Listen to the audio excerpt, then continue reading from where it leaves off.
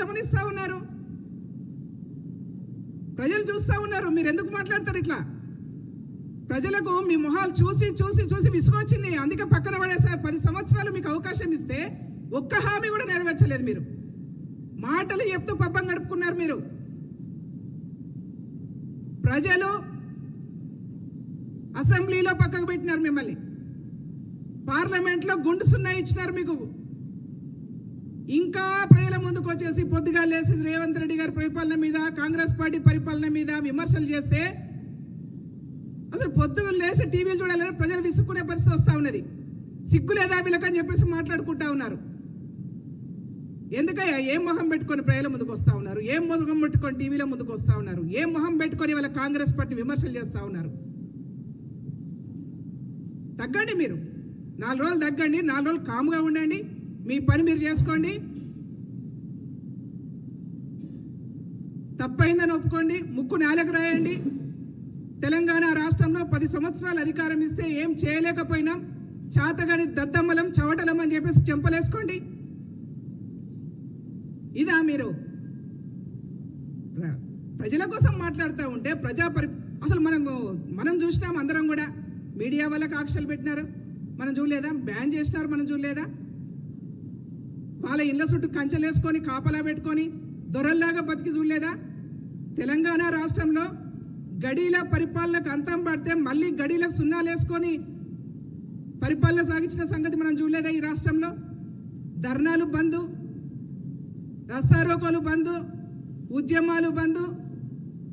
ప్రజా పరిపాలన మీద, మీరు చేస్తున్నటువంటి ప్రజా వ్యతిరేక పరిపాలన మీద ఎవరైనా మాట్లాడాలనుకుంటే మాట్లాడే అవకాశం లేకుండా చేసినారు కదా. కానీ వాళ్ళ కాంగ్రెస్ పార్టీ అది చేయట్లే. ప్రజాస్వామిక పరిపాలన ఇది.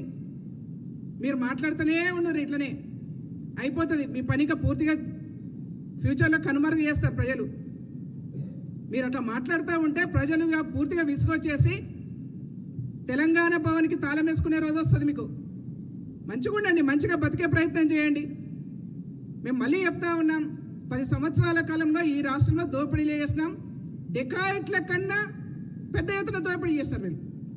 డెకాయిట్ల కన్నా తెలంగాణ రాష్ట్రంలో అధికారాన్ని విలకిస్తే డెకాయిట్స్ని మించిపోయినారు వీళ్ళు.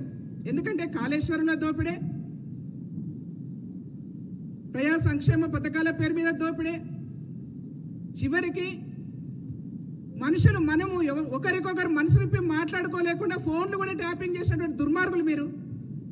అందుకే ఇవాళ మీ మీద ఛార్జ్ షీట్లు, మీ మీద ప్రజలు పెట్టినటువంటి ఛార్జ్ షీట్ల నుంచి తప్పించుకోవడానికి కోసం కాంగ్రెస్ పార్టీ ప్రజాపాలన మీద ఛార్జ్ షీట్ అని మాట్లాడతారా మీరు?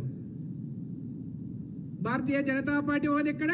మేము అడుగుతా ఉన్నాం భారతీయ జనతా పార్టీ కూడా ఈ సందర్భంగా, అయ్యా బీజేపీ నాయకులు మీరు ఇక్కడ ఛార్జ్ షీట్లు రిలీజ్ చేస్తూ ఉన్నారు కదా, మరి భారతీయ జనతా పార్టీ పరిపాలిస్తున్న రాష్ట్రాలలో మేము ఛాలెంజ్ చేస్తూ ఉన్నాం, తెలంగాణ రాష్ట్రంలో ఇంప్లిమెంటేషన్ చేస్తున్నటువంటి ప్రజా సంక్షేమ పథకాలను మీ రాష్ట్రాల్లో ఎక్కడైనా చేస్తూ ఉన్నారా? మీరు చెప్పండి ధైర్యంగా. ఈటల రాజేందర్ గారు కానీ, కిషన్ రెడ్డి గారు కానీ, ఇంకెవరు కానీ మీరు మాట్లాడుతూ ఉన్నారు కదా పొద్దుగాలేసి. మీ రాష్ట్రాల్లో మీరు ఏం చేస్తున్నారో చెప్పుకోండి, మీరు ఎందుకు చేయలేకపోతున్నారో చెప్పుకోండి. అది చేత కాదు ఎవరికి.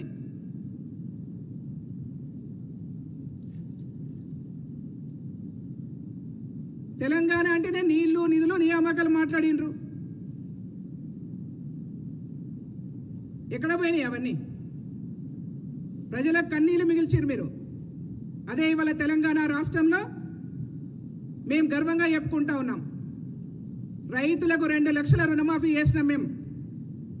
భారతదేశంలో ఏ రాష్ట్రంలో కూడా చేయనటువంటి గొప్ప పని రైతాంగం పట్ల చిత్తశుద్ధి ఉంది కాబట్టే 2 లక్షల రుణమాఫీ, 21,000 కోట్ల రూపాయలు రైతులకు రుణమాఫీ చేసినాం.